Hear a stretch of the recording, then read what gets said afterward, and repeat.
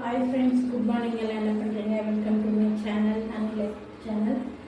சாமிக்கு தான் பொட்டு வைக்கலாம், படம்லாம் துடைச்சாச்சு, பொட்டு வைக்கணும்.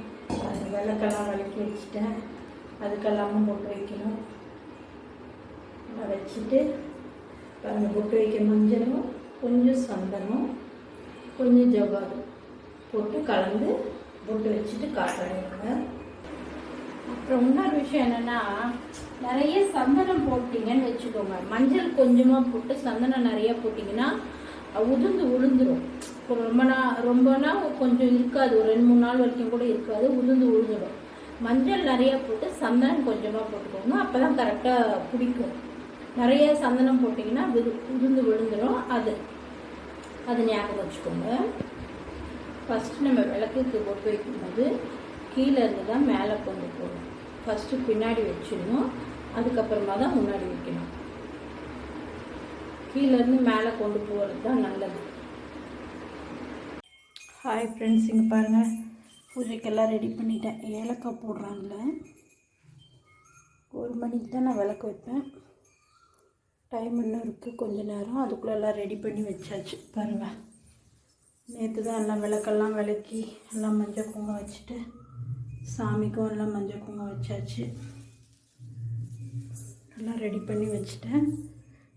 ஒரு மணிக்கு விளக்கு வச்சுருவேன். பிரசாதம் வந்து பாதாம் பிஸ்தா எல்லாம் வச்சுருக்கேன், வாழைப்பழம் எலுமிச்சை பழம் வச்சுருக்கேன், மாம்பழம் தேங்காயெல்லாம் வச்சுருக்கேன். இன்னும் கொஞ்சம் நேரம் கழித்து விளக்கு வைக்கும்போது நான் உங்களுக்கு காமிக்கிறேன். பாருங்கள், வெளியும் எல்லாம் தொடச்சி க்ளீன் பண்ணி ரெடி பண்ணியாச்சு. இங்கே பாருங்கள், வாசலெல்லாம்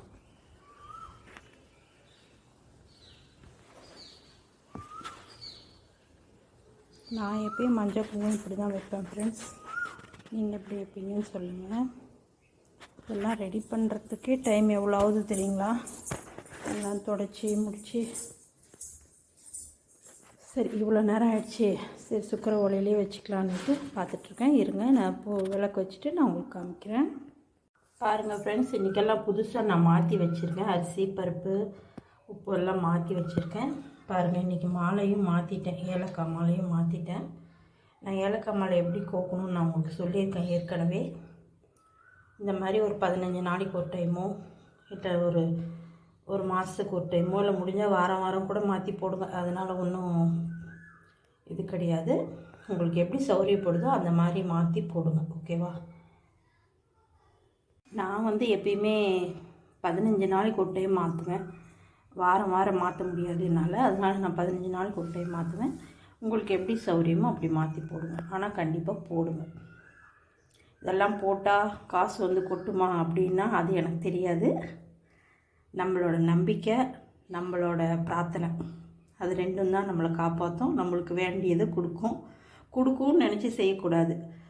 செஞ்சால் நம்மளுக்கு ஒரு நல்லது நடக்குமா அப்படின்னு நினச்சி மட்டும் செய்யணும். ஐயோ இது செஞ்சிட்டுமே நம்மளுக்கு கொடுக்கலையே அப்படின்னலாம் நினைக்கக்கூடாது. நம்ம டைம் வரும்போது நம்மளுக்கு கிடைக்கும். அப்போ டைம் வரும்போது தானே கிடைக்கும், அப்போ ஏன் நீங்கள் இதெல்லாம் செய்ய சொல்கிறீங்க அப்படின்னு கேட்காதீங்க. நம்ம செய்கிற பிரார்த்தனை எல்லாமே சேர்ந்து தான் அந்த டைமில் நம்மளுக்கு இன்னும் கொஞ்சம் சேர்ந்து கிடைக்கும். அதை புரிஞ்சுக்கோங்க, சரியா? ஹாய் ஃப்ரெண்ட்ஸ், பூஜை முடிஞ்சிருச்சு. பாருங்கள், 1 மணி ஆயிடுச்சு, பூஜை முடிச்சிட்டேன். டைம் ஆயிடுச்சுன்றதுனால தான் சுக்கர ஓலையில் வைக்கிறேன், இல்லைனா காலையிலே வச்சுருவேன். எப்படி வச்சாலும் நம்ம நல்ல டைமில் வைக்கிறது அதுவே ஒரு ஸ்பெஷல் தானே, அதனால் ஒன்றும் பிரச்சனை இல்லை. சுக்கர ஓலைன்றது ரொம்ப நல்ல விஷயம் தானே. நீங்கள்லாம் பூஜை முடிச்சிட்டிங்களான்னு சொல்லுங்கள். என் பூஜை முடிஞ்சிருச்சு. அப்புறம் வந்து பாருங்கள், வெள்ளிக்கிழமை லெமனை வந்து இந்த மாதிரி தண்ணியில் புதுசாக மாற்றி ஒரு புது லெமன் அதில் போட்டுருங்க. தண்ணி டெய்லி மாற்றிடுங்க, அப்படியே வைக்காதீங்க.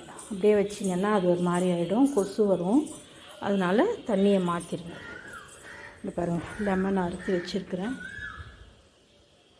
இந்த மாதிரி வெள்ளிக்கிழமை செவ்வாய்க்கிழமை தவறாமல் செய்வாங்க. அமாவாசைக்கும் பௌர்ணமிக்கும் அந்த மாதிரி நாளெல்லாம் பண்ணுறது ரொம்ப நல்லது. வீட்டுக்கு கொஞ்சம் கெட்ட வைப்ரேஷனெல்லாம் கொஞ்சம் தவிர்க்கலாம். அதுக்காக ஓகே ஃப்ரெண்ட்ஸ், பாய். என் ஃப்ரைடே பூஜை முடிஞ்சு, நீங்கள்லாம் முடிச்சிட்டிங்களான்னு சொல்லுங்கள். எல்லாம் நல்லா சாமி கும்பிட்டுக்கோங்க. எல்லாத்துக்கும் நல்லதே நடக்கணும்னு வேண்டிக்கோங்க. ஓகே ஃப்ரெண்ட்ஸ், பாய். அடுத்த வீடியோவில் சந்திக்கலாம்.